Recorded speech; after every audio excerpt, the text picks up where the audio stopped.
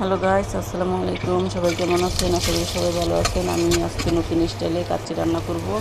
এখানে আমি প্রথমে তেল দিয়ে আমি মশলা দিয়ে ভেজে নিয়েছি, তারপর আমি পেঁয়াজ দিয়েও ভেজে নিয়েছি।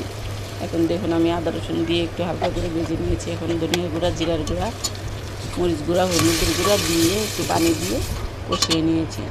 এখন হালকা অন্য একটা মশলা দিয়ে এটাকেও হালকাভাবে কষিয়ে এখন আমি মাংস দিয়ে দিলাম। মাংসটাকে দিয়ে এখন একটু হালকাভাবে কষিয়ে নেব।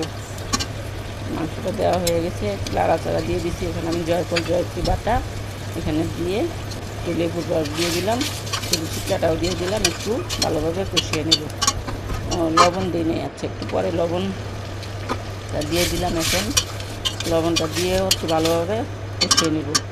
কষানো হয়ে গেলে এইভাবে লেবুর রস দিয়ে মাংস রান্না করলে একদম তাড়াতাড়ি সিদ্ধ হয়ে যায়। লেবুর চোকলাটা আমি এখন উঠিয়ে নিলাম। এখন আমি এখানে কাঁচামরিচ দিয়ে দিলাম। কাঁচামরিচ দিয়েও ভালোভাবে এটা জাল করব দমে কম। এখন আমি এখানে বাদাম বাটা দিয়ে দিলাম। আমি কিছু কাঠবাদাম বেটে নিয়েছি আলাদা। আমি একটা কড়াইতে পানি দিয়ে কিছু মশলা দিয়ে আমি ওটা এখানে চাউল সিদ্ধ বসাই দিয়েছি, আর এখানে দুধ দিয়ে জাফরান গুলিয়ে নিয়েছি। এখন আমি আলুগুলোকে ভেজে নিয়েছি। আমার মাংস সিদ্ধ হয়ে গেছে। এখন আমি আলু দিয়ে দিয়েছি, কিশমিশ দিয়ে দিলাম কিছু।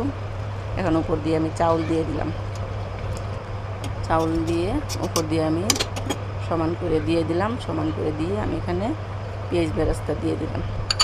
পেঁয়াজ বেরেস্তা দিয়ে আমি এখানে জাফরান গুলানো দুধটা সেটাও দিয়ে দিলাম। দুধটা দিয়ে আমি এখানে ঘি দিয়ে দেব। ঘি দেওয়া হয়ে গেলে আমি এখানে গোলাপ জল দিয়ে দিলাম, আর এখানে কেওড়া জল দিয়ে দেব।